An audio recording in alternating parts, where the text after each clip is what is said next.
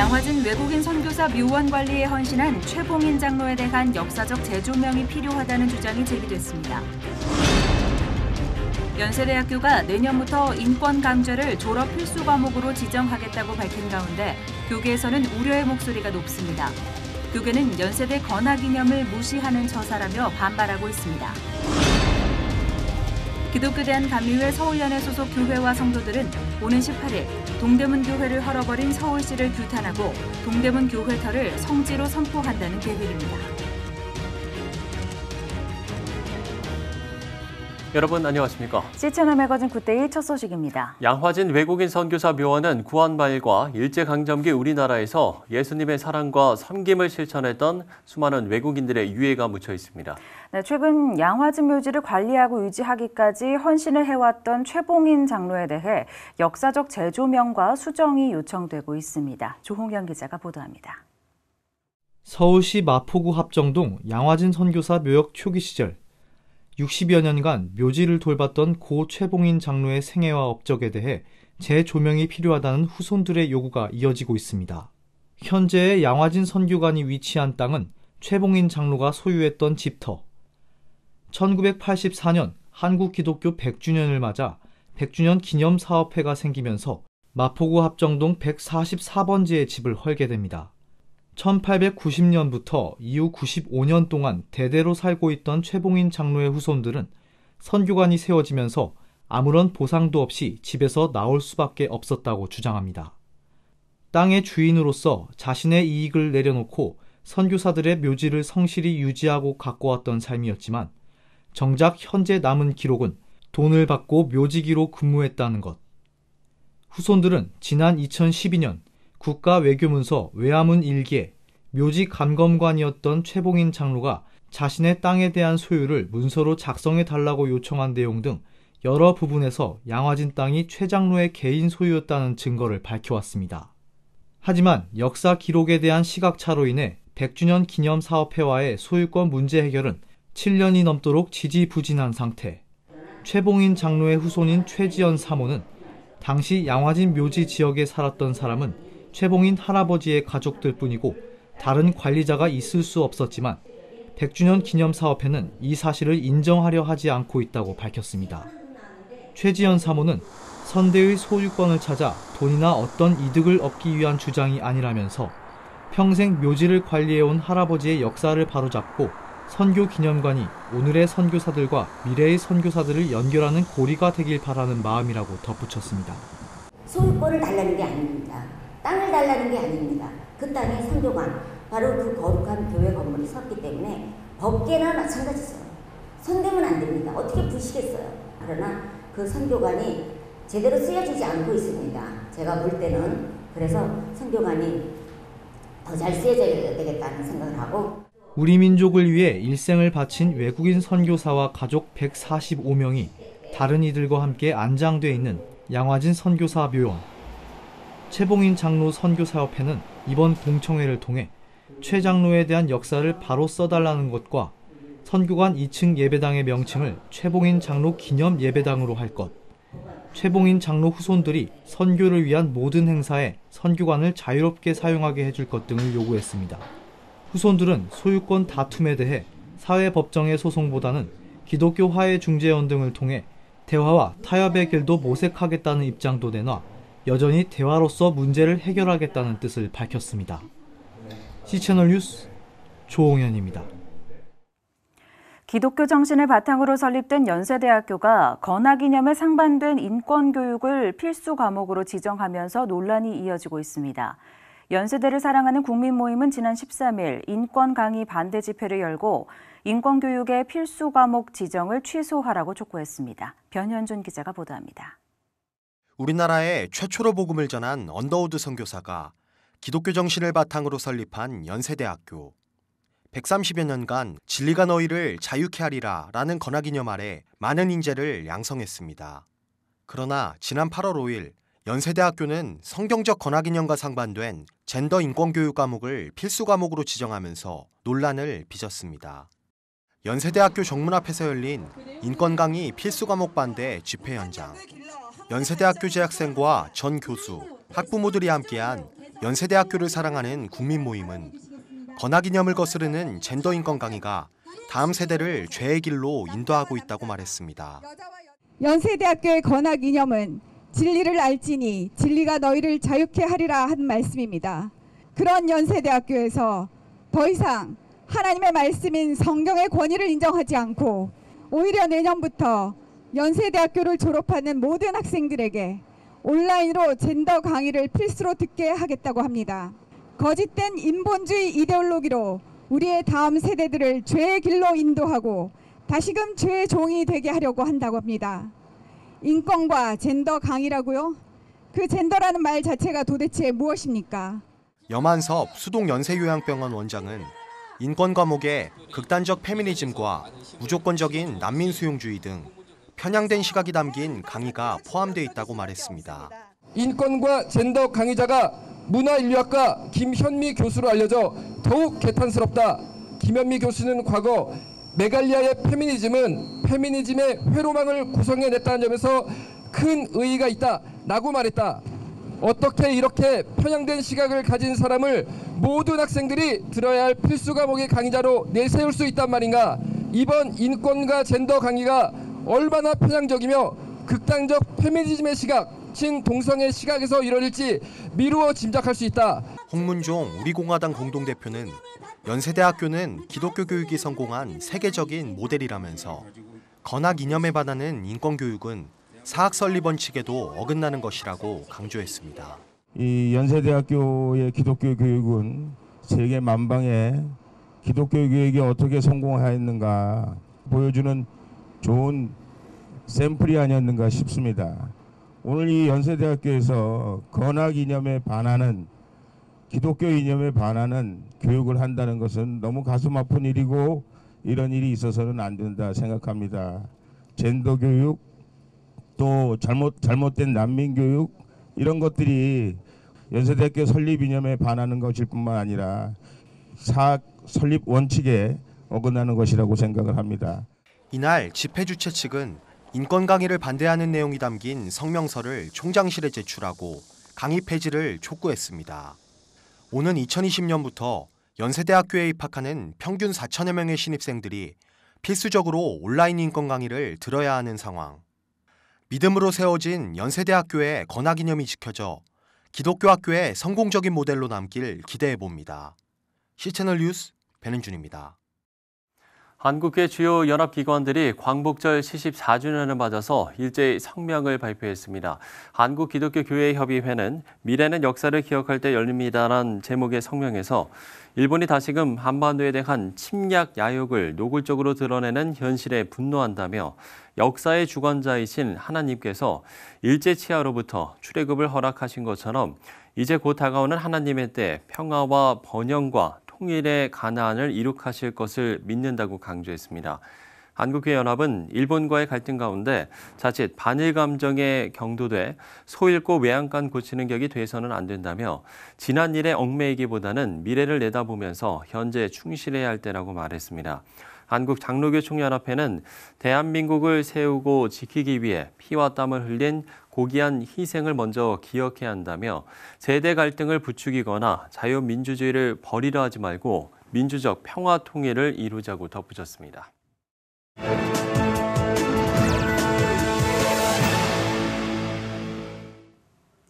조국의 광복을 위해 해외에 거주했던 한인들은 독립자금을 모으며 동참했는데요. 쿠바의 한인들도 예외가 아니었습니다. 네, 쿠바에 정착한 한인 후예들을 위해서 오랜 시간 순회 선교가 이어지고 있는데요. 쿠바 정형석 선교사 연결해서 관련 내용 들어보도록 하겠습니다. 선교사님, 쿠바 한인 후예들의 발자취는 어디에서부터 찾을 수 있을까요? 1905년도 한 1,005명의 옛날 대한제국 우리 선조들이 멕시코 유카탄의 애니깽 농장으로 이민을 갔죠. 예, 그 후에 그들은 그 당시 상수 재배로 아주 벌이가 좋다는 쿠바에 1921년 3월 25일 마나티 항구에 도착하였습니다. 그 기념으로 한 20년 후에 2001년 3월 25일에 기념비를 세웠죠. 당시 한인후예 회장이던 임원조 헤로니모님이 지도하여 세웠고, 그리고 또한 시애틀 연합 장로교회 재정 지원으로 강세영 장로님과 박영희 목사님이 함께했습니다. 그러나 쿠바에 도착하여 몇 개월 지난 후에 쿠바 사탕수 사업이 사양길로 접어들어서 그곳에 도착한 280명의 한인 후예들은 그 마탄사스 주 그 엘볼로 지역으로 이사를 가서 당시 그 에네갱 농장을 계속하여 힘겨운 쿠바 생활을 하였고 그 후에 쿠바 각처로 이동하여 살고 있습니다. 현재 6대째 살고 있으며 한인 후손들은 약 한 1200여 명이 8개 도시 그 하바나시, 마탄사시, 카르데나시, 시에고 아빌라시, 그리고 까마구이시, 그리고 홀긴시, 마나티시, 그리고 말간의 지역에 지금 흩어져 살고 있는 실정입니다.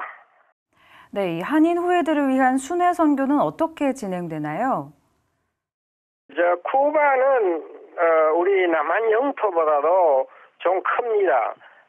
카리브해에서 가장 큰 섬으로 동서로 길게 늘어져 있죠.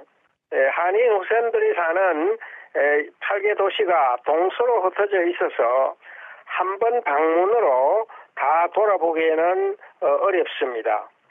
처음에는 동서로 분리 방문하다가 우리 한인교회 목사님들이 교회를 2주간 비울 수가 없어 한 주로 방문 계획을 바꾸었습니다. 그래서 한 5박 6일 동안에 첫날에 동부 도시 그 홀긴에 도착해서 그 산디아고 데 쿠바에 있는 그 마르칸의 한인 후예들 가정교회를 방문하면 하루가 지나죠. 둘째 날에 마나티 항구 기념비와 한인 가정교회를 방문하고 저녁에는 다시 홀긴으로 돌아와 홀긴 후예들을 방문합니다. 그리고 셋째 날은 다음 날 까마구이의 점심시간에 들어서 후예들을 섬기고 그 오후에는 시에고레 아빌라를 방문하고 대략 그곳에서 하루 지나죠. 그리고 넷째 날 새벽에 카르데나스로 가서 정오에까지 도착하면은 그곳에서 예배를 보고 그리고 우리 한인 후예들을 만나고 그 오후에는 엘볼로 한인 기념비 방문하고 그리고 곧장 아바나 수도로 달려갑니다. 그리고 다섯째 날 아바나 한인 후예들을 만나고 그리고 여섯 날 그냥 출국입니다. 그래서 쿠바 전국토를 이렇게 종행해야 되는데 우리 한국을 치자면은 부산에서 저 신의주까지 이렇게 가야 하죠. 그래서 그 5박 6일 만에 이게 8개 도시를 방문하는데 상당히 긴 여정이고 자동차로 오래 달려가야 하는 그런 실정입니다. 네, 조국을 떠나 지구 반대편에서 조국의 독립을 염원했던 이민자들의 삶은 매우 힘들었는데 그 1세대가 지난 지금 그 후손들은 조금 더 나은 환경에서 신앙생활을 했으면 하는 바람이 있습니다. 쿠바 순회 선교 어떻게 이어지길 좀 바라시나요? 현재 쿠바에는 자본주의가 접목 중입니다. 지금 기회가 좋은 것이고 모든 지원이 필요한 상태입니다. 쿠바는 1인당 수입이 한 12불에서 한 20불 정도로 이렇게 상당히 재정적으로 연락합니다. 신학교육으로 그 카스트로의 그 생각이라고 그럴까요? 카스트로이즘이 종교화되어 있는데 이런 것을 좀 지워야 되겠고요. 그래서 모든 그 의료 지원이나 그 이용 지원, 그 다음에 성경학교 BBS 지원이라든가 상담할 수 있는 지원도 필요하고요. 무엇보다도 구제 사업이 필요합니다. 옛날 우리나라에서 6.25 후에 우리 한국이 어려울 적에 미국에서 구제 사업으로 한국을 도우면서 한국 사람들이 예수님을 믿는 이런 참 귀한 일이 되었죠. 그래서 그곳에서도 공동체 집을 구입해서 함께 사역한 일이 있고요.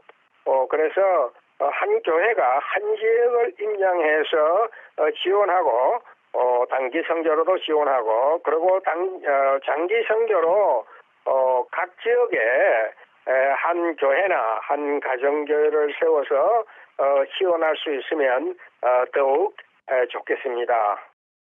네, 힘든 역사 속에서 믿음을 지켜온 한인 후예들이 믿음의 공동체 안에서 힘을 얻고 새로워지길 저희도 기도하겠습니다. 네, 쿠바 정영석 선교사와 이야기 나눠봤습니다. 쿠바의 한인 후예들이 정착 초기에 가졌던 신앙을 지키며 살아가듯이 쿠바인들에게 뿌려진 복음의 불씨도 오랜 독재의 억압 속에서 꺼지지 않고 이어져 왔습니다. 쿠바 기독교인들은 역경과 억압이 오히려 믿음을 단단하게 했다고 말하는데요. 쿠바에서 전해온 소식입니다.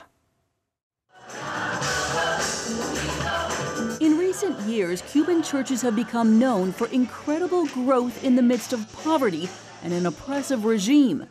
Pastor Nestor is typical. He lives in a two-room apartment with his wife. His church meets in a classroom-sized room where the congregation overflows. One of the things that has made us grow in faith has been the limitations and the difficulties. In response to building restrictions, Cuban Baptists and Assemblies of God churches have seen house churches take off. And in the midst of scarce resources, a hunger for the gospel is evident across the island. It's why churches typically pack out on Sunday mornings. People here don't care how comfortable they are. They could be exhausted from working all day and they will sit on a bag of rocks, a stitched-up chair, or stand the whole service, and they're okay with that. Under the presidency of Raul Castro, restrictions on churches have relaxed slightly. They can now more easily hold public events and evangelize. Cuban exile and humanitarian Teo Baboon says Fidel Castro's death could open up more opportunities, noting that the dictator crushed religious freedom. Castro was known for exiling believers and banning public displays of faith. His brother, Raul, is known more for his pragmatism and is considered less antagonistic towards the church. We hope that the Cuban government feels freer to move more progressively towards religious freedoms. But there's also fear that Raul Castro could roll back some of the new freedoms to prevent anyone from taking advantage of his brother's death. And there's concern that under the new Trump administration, travel to Cuba will tighten up again. That could slow down a growing partnership between U.S. and Cuban churches. Southern Baptist missions expert Jason Carlisle says improved U.S. relations with Cuba have encouraged missions.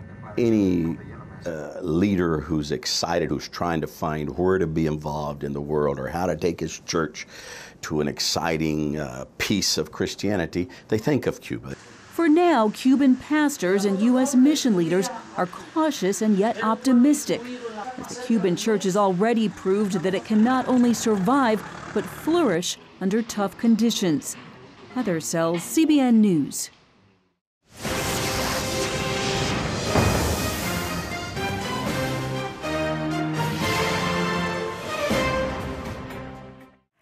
기독교 대한감리회가 동대문 감리교회를 기독교 성지로 선포했습니다.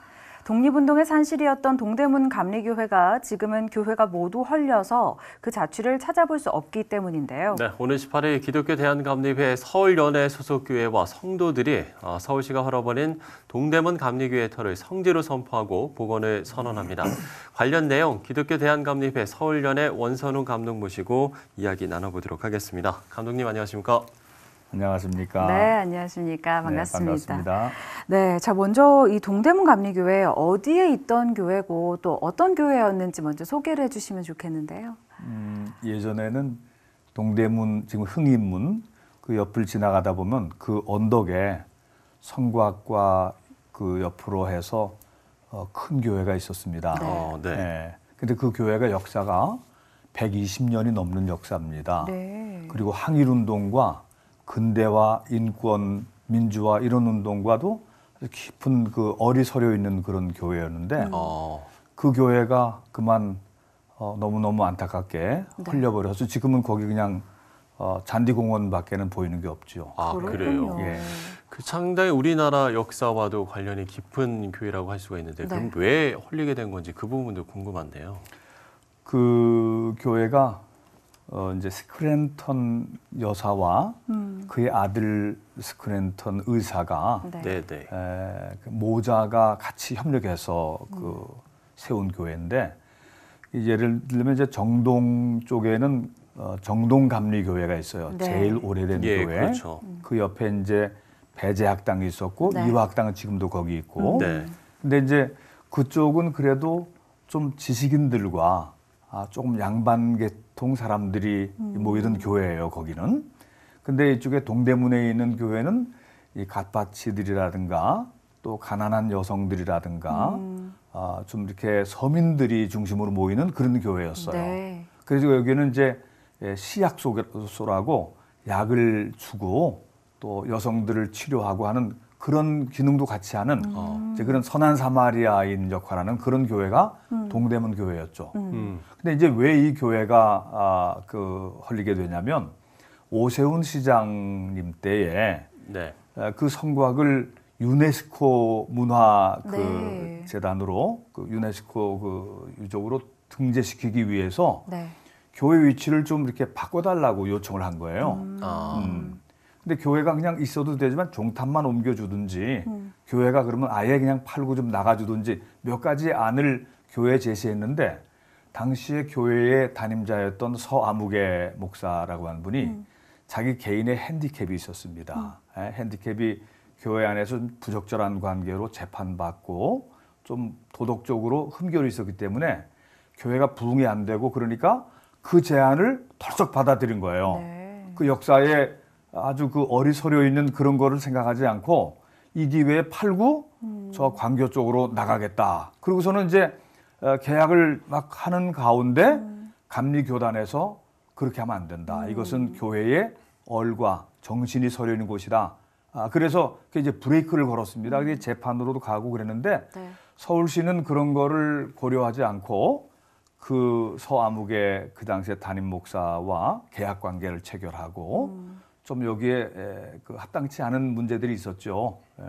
근데 법적으로는 감리교회가 그만 지게 됐어요. 그래서 서아무개 목사가 그 교인들 얼마 남은 교인들하고 이제 이전을 해갔습니다. 그러면서 그 역사와 어리 서려 있는 그 교회를 그냥 서울시에서 강제 철거를 해버린 거예요. 그러나 그것으로 끝난 것이 아니라 역사 지우기가 돼버린 거예요. 말하자면 요즘 친일파니 이런 얘기들 많이 하는데 사실은 거기 항일운동의 유적지거든요. 독립과 또 근대화. 예를 들면 그 헐버트 선교사가 그곳에서 목회를 했고요.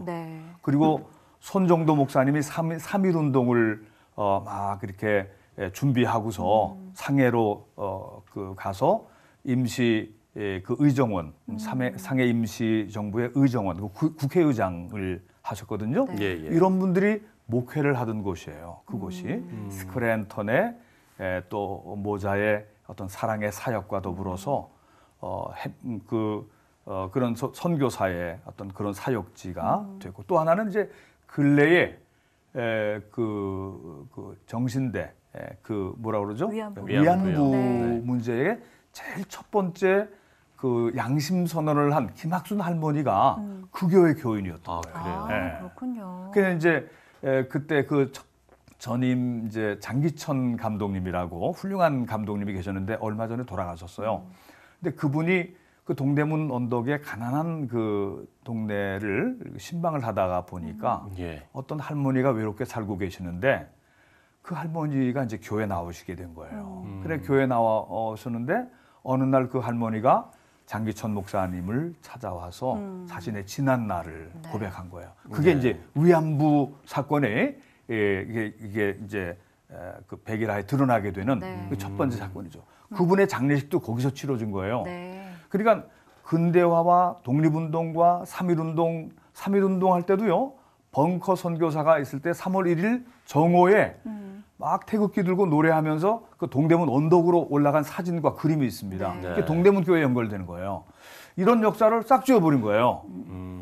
그것도 서울시가 그 800평이나 되는 그 대지를 200억이라고 하는 싼 값에 그냥 공원화 시켜가지고 이렇게 하고 너무너무 좀 안타까운 일이 벌어진 거죠. 그렇겠네요. 지나가는 사람들마다 동대문 교회 어떻게 된 거야?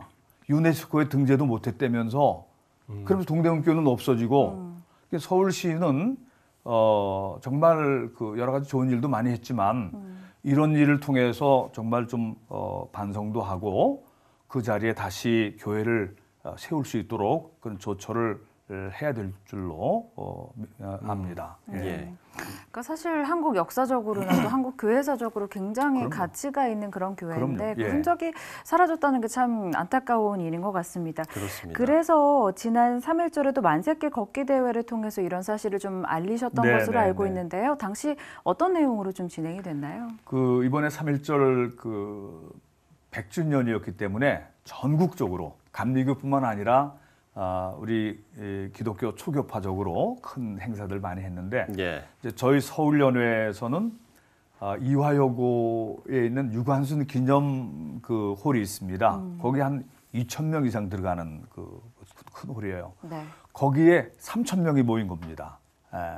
3.1절이라서 3,000명 모이자 그랬는데 3,000명 이상 모였습니다. 실제로 안에는 2,000명이 들어왔고 밖에 있는 사람까지 해서 거기서 기념 예배와 또 세레모니 한 다음에 걷기를 한 거예요. 그 고종 황제께서 노블 선교사에게 준 그 고풍스러운 태극기를 다 들고서 배작단길로 나와서 광화문으로 나와서 탑골공원, YMCA 탑골공원 걸어서 동대문 언덕 거기까지 다 올라온 겁니다. 올라와서 거기서 예배드리고 거기서 성지 선포를 했어요. 이것은 감리교의 성지고 기독교의 성지다. 예를 들면 헐버트 선교사는 우리나라를 그 자기 조국보다도 더 사랑한 한국인보다 더 한국을 사랑한 사람이 헐버트 선교사예요. 그 고종의 헤이그 밀사 같은 거 그런 것도 가지고 몰래 갔다가 나중에 일본 사람한테 들켜서 이게 그 이제 퇴출되죠. 그 미국으로 돌아가게 되는데 돌아가서도 계속 한국을 위해서 독립운동을 위해서 온 세계에 다 전파하고 알려주고 그래서 그분의 묘비가 양화진에 묻혀 있잖아요. 이런 사람 한 분만 기억해도 그걸 할 수가 없는 것이죠. 거기는 공원화시키고 메모리얼 홀을 만들어야 될 그런 것이죠. 네, 그렇군요. 저도 지나가다가 이 언덕을 본 적이 있는데 말씀하신 것처럼 이미 공원화가 돼서 현재 지금 교회 흔적은 찾아볼 수가 없는 그런 상태잖아요. 네네. 그렇다면 이 교단 측에서 요구하는 복원은 구체적으로 좀 어떤 내용의 복원인가요? 그러니까 이제 재판으로서는 이제 끝나서 감리교회에 200억을 주고 이제 판 것처럼 됐는데 사실은 정신적으로는 이제 사람들이 정말 이런 표현을 쓰죠.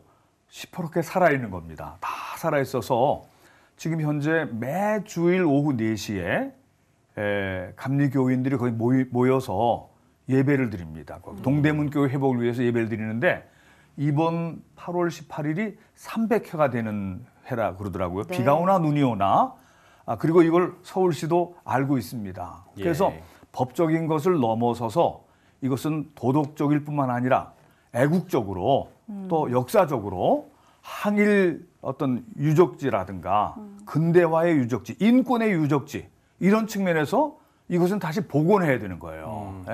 그래서 서울시가 이제 제가 서울시장을 한번 이제 만나 뵈려고 그러는데 서울시장이 하도 바쁘신지 저가 아직 그 만날 스케줄이 아직 안 잡혀 있는데 만나서 정말 이 역사적인 그 독립운동의 이 유적지를 함께 다시 복원하면 서로 면이 살지 않겠나 전 그렇게 생각합니다. 이것을 그냥 헐어버렸다는 것은 이건 부끄러운 일이에요.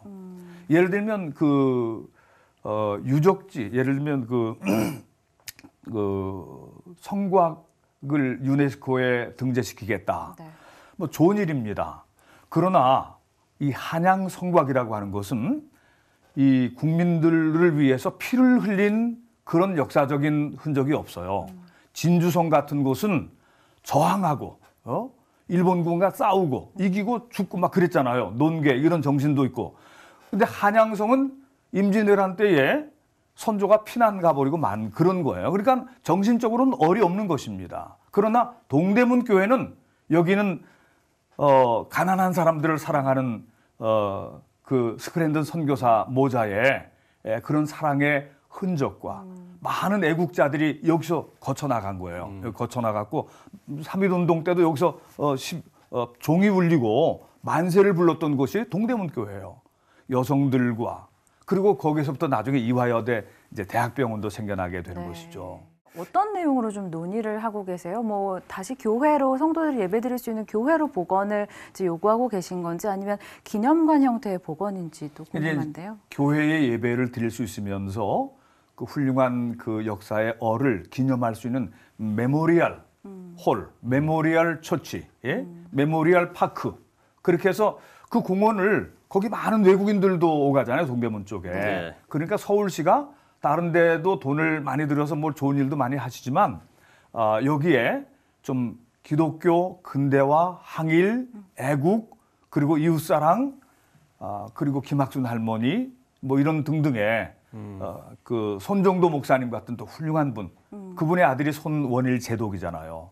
해군을 창설한 이런 그 흔적을 좀 잘 살려서 우리 그 시민이 서울 좀 더 애국하고 또 나라에 대한 사랑과 이웃에 대한 사랑을 잘 좀 기념하는 그런 곳이 되면 좋겠다. 그래서 그 지역에 다시 교회와 메모리얼 그 홀이 좀 복원되면 좋겠다. 이런 것을 이제 강력하게 이제 저희들이 생각하고 있는 것이죠. 네. 예. 자, 감독님의 말씀을 들어보니까요. 그야말로 뭐 한일 운동의 역사와 또 어리석인 교회인 것 같습니다. 예. 모쪼록 좀 오늘 주일에 진행될 행사들을 통해서 많은 분들에게 좀 이런 내용들이 좀 알릴 수 있기를 저희도 바라겠습니다. 네. 기독교 대한감립 해서원련의 원선웅 감독과 이야기 나눠봤습니다. 오늘 말씀 고맙습니다. 고맙습니다. 감사합니다.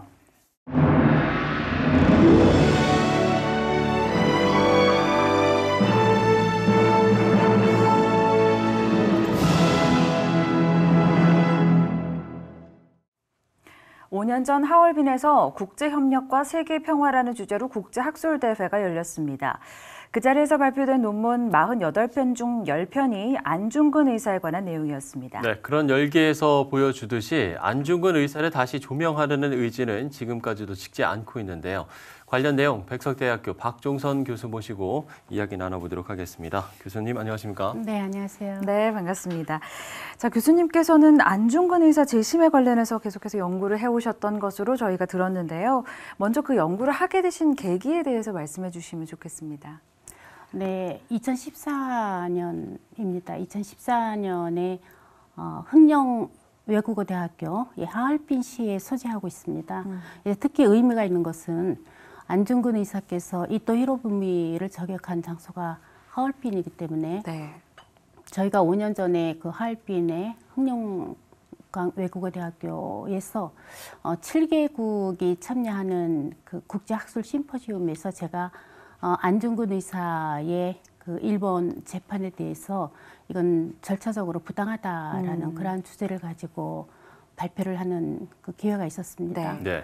거기에서 안중근 그 의사에 대한 재판 여러 가지 일본 형법을 적용했다라든지 또는 그 관할권의 문제라든지 여러 가지 재판의 적정성의 문제라든지 이런 걸 가지고 발표를 하면서 후손으로서 우리가 해야 할 일은 과연 무엇인가 이것을 바로잡기 위해서는 적어도 우리가 재심을 그 신청해야 되지 않겠는가. 물론 이 재심 청구에 있어서 일본이 어떠한 반응을 보일까에 대해서는 차치하고라도 저희가 안중근 의사에 대한 그 최소한의 예의가 아니겠는가라는 것으로 연구를 하게 되었습니다. 네, 그 계기를 저희가 좀 들어봤고요. 절차적으로 부당하다, 뭐 관할권 이야기도 좀 해주셨습니다만 일단 다시 한번 좀 안중근 의사의 어떤 재판에서의 쟁점이 어떤 거였는지 하나하나씩 좀 짚어보죠. 네, 사건 직후 당일날 그 러시아 헌병에게 안중근 의사는 체포되었습니다. 네. 근데 이때 그 일본 관원이 입회해서 러시아의 국경 지방 재판소 치안 판사로부터 예심을 받았습니다. 예심을 받고 여기에서 이제 안중근 의사가 주장하기를 나는 한국 국민이다. 그리고 이토 히로부미를 살해한 것은 이토가 한국 국민에게 행한 많은 그 인명 살상에 대한 문제들 과 관련해서 나는 그러한 이유로 그 이토 히로부미를 살해했다. 따라서 나는 정당한 일을 했다고 주장을 했습니다. 그럼에도 불구하고 러시아의 치안 판사하고 검찰관은 우치 아니죠. 예, 러시아에서 그 안중근을 표현하는 것을 우치 안으로 표현을 합니다. 우치 안은 한국 국민이라는 것은 여러 정황 증거들을 볼 때 맞다. 그러나 한국 국민은 일본 사법권에 속해 있다. 따라서 우치 안은 일본 법에 의해서 재판을 받아야 한다. 하고 일본에 넘겼습니다. 불과 체포된 시간으로부터 12시간 40여 분 만에 안중근은 일본에 넘겼습니다. 당시 일본 형법에 의하면 외국인이 안중근이죠. 외국인이 외국에서 러시아죠. 외국에서 내국인을 이토 히로부미죠. 외국인이 외국에서 내국인에게 범죄를 저질렀을 때는 처벌하는 명문 규정이 없었습니다. 네. 아, 그래요? 네. 따라서 오늘날 이야기하면 죄형 법정주의죠. 죄형 법정주의에 의해 분명히 처벌하는 규정이 없기 때문에 안중근은 무죄였습니다. 물론 한국 형법을 적용한다 하더라도 안중근은 무죄입니다. 예. 그럼에도 불구하고 일본은 무리하게 안중근을 일본 형법에 의해서 재판을 진행했던 부분이죠. 네, 그렇군요. 죄형 법정주의에 대한 말씀도 해주셨는데 사실 하얼빈이 러시아 영역이지 않았습니까? 네. 러시아가 역할을 하지 못했던 이유는 그러면 어디에 있을까요? 네, 그때 당시 러시아의 재무대신이죠. 예, 재무대신인 코코프체프가 이토를 맞이하기 위해서 영접하기 위해서 이토 히로부미가 타고 온 열차에 재무대신이 갔습니다. 네. 그래서 러시아에서는 최고의 어떤 보안과 영접을 이토 히로부미에게 한다고는 했습니다. 그럼에도 불구하고 이러한 그 안중근 의사가 이토 히로부미를 저격하는 사건이 발생이 되니까 러시아에서는 자국에서 나름대로 어떤 책임감을 느꼈을 것입니다. 그래서 이유가 되고 또 하나의 이유는 일본에서 안중근 의사를 우리가 재판하겠다고 우리한테 넘기라고 했습니다. 그래서 그러한 사유로 러시아에서 재판권이 있음에도 불구하고 일본으로 넘기지 않았겠는가라는 생각입니다. 그러니까 러일 관계를 의식한 어떤 행동이었다 이렇게 보시는 거네요. 네, 저는 그렇게 보고 있습니다. 네, 그렇군요. 네. 그렇다면 이게 재심이 가능하다면 재심 청구 요건은 어떻게 되는지도 궁금한데요. 예, 먼저 재심은 국제사법재판소에 이제 청구를 하면 되는데요. 재심을 청구하기 위해서는 그 유엔에 가입한 국가여야 합니다. 한국이나 일본은 유엔에 가입한 국가이기 때문에 국제사법재판소에 이 사건을 가지고 재심을 청구할 수 있는 당사국의 자격은 당연히 가지게 됩니다. 네. 그런데 이 재심을 청구하면 그 당사국인 한국과 일본이죠. 한국과 일본이 어디서부터 출발을 해야 되느냐. 바로 울산 늑약부터 출발을 해야 됩니다. 그러면 울산 늑약부터 출발을 하게 되면 그 울사조약이죠. 예, 울사조약이 과연 정당했느냐. 적법 절차에 의해서 조약이 맺어졌느냐. 아니죠. 강제로 맺어진 조약이죠. 자, 그렇다라고 하면 일본이 이러한 그 과거 역사적이고 예, 그리고 정치적인 기록들을 조사한 후에 안전보장이사회와 총회를 거쳐서 재심이 진행이 되는데 과연 일본이 그 을사늑약부터 본인들이 시인을 하겠는가? 절대 하지 않습니다. 예, 그렇기 때문에 얼마든지 재심을 청구하는 건 가능합니다만은 네, 지금 말씀드렸듯이 일본이 이에 대해서 어떠한 액션도 취하지 않을 것입니다. 그러한 맥락에서 본다라고 하면 재심 청구는 가능하지만, 예, 가능하지만 현실적으로는 어렵다. 불가능하다라는 그런 결론에 도달할 수 있기 때문에 사실 못하고 있는 것이죠. 네, 그렇군요. 자, 우리가 이제 안중근 의사를 이야기를 하면 동양 평화론에 대한 이야기도 많이 합니다. 지금의 어떤 한일 관계가 어렵게 되고 또 국제사회 이해관계들이 서로 얽힌 상황에서 또 이 동양 평화론이 좀 새롭게 좀 조명을 받고 있는 것 같은데요. 이 동양 평화론에 대해서 좀 설명을 해주신다면요. 네, 당시 이 재판을 진행하게 되었을 때 한국말을 잘하는 그 일본의 사카이 요시아키 통감부 경사였습니다. 안중근 의사를 만나서 신문을 하고 그 작성한 보고서가 있습니다. 그 보고서에 보면 그 안중근에게 묻습니다. 왜 하필이면 그 거사 지점을 하얼빈으로 했느냐? 혹시라도 그 하얼빈 러시아의 신문을 받을 생각으로 거사 지점을 그 하얼빈으로 정하지 않느냐라고 안중근 의사에게 묻습니다. 이 안중근 의사가 대답을 합니다. 결코 아니다.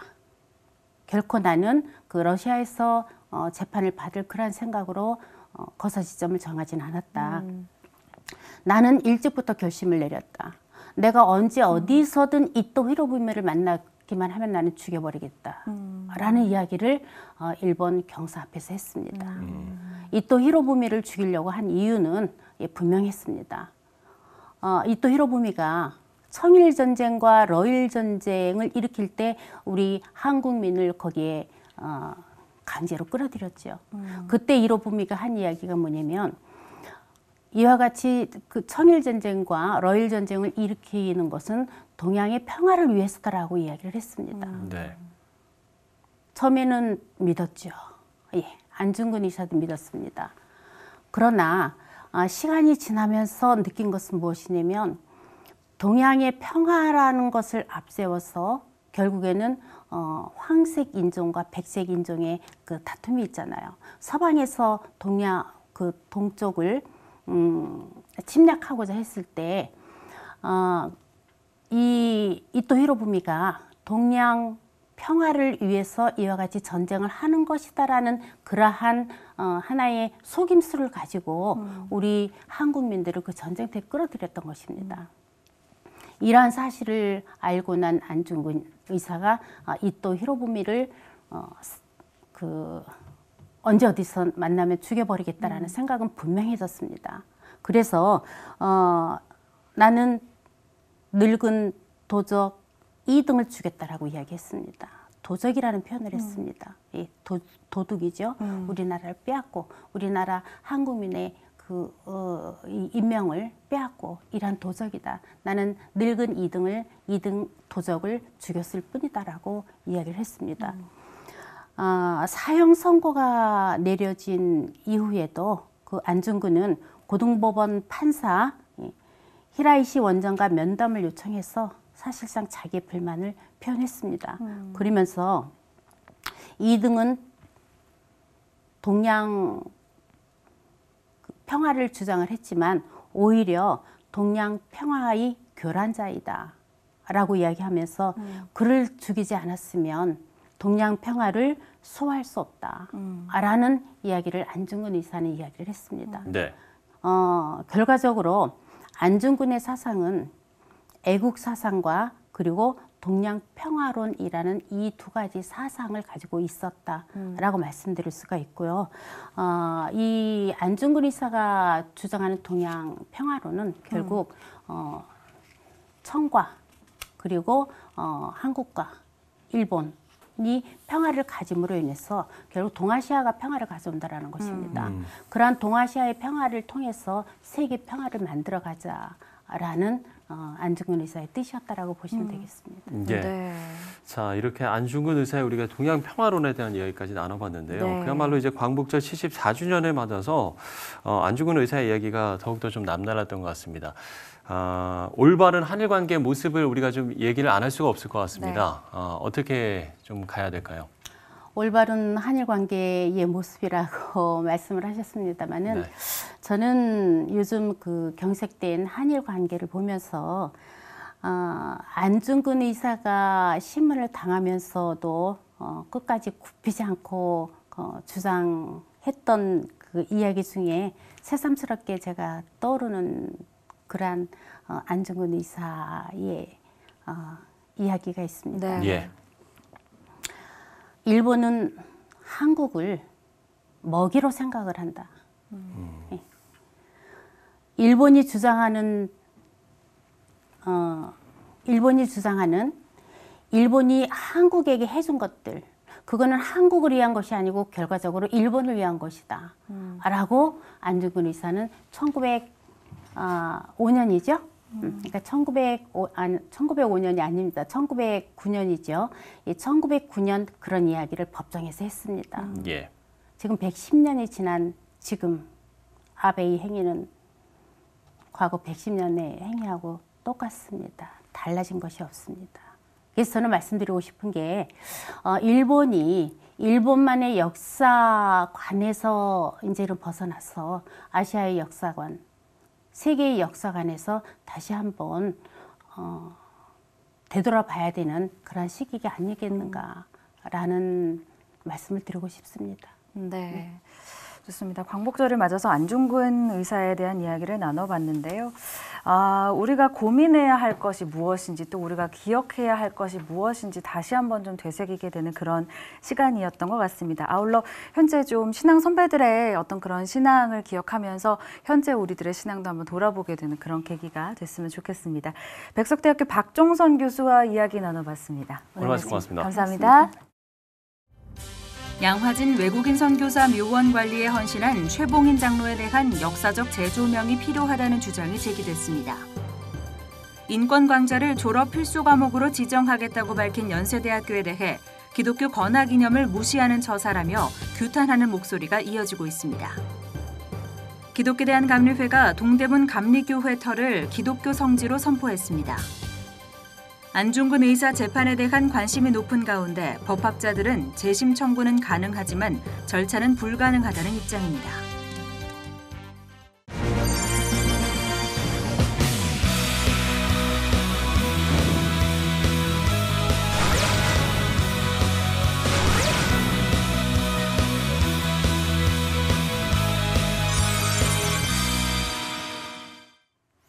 네, 어둠을 물리치는 가장 좋은 방법은 빛을 비추는 겁니다.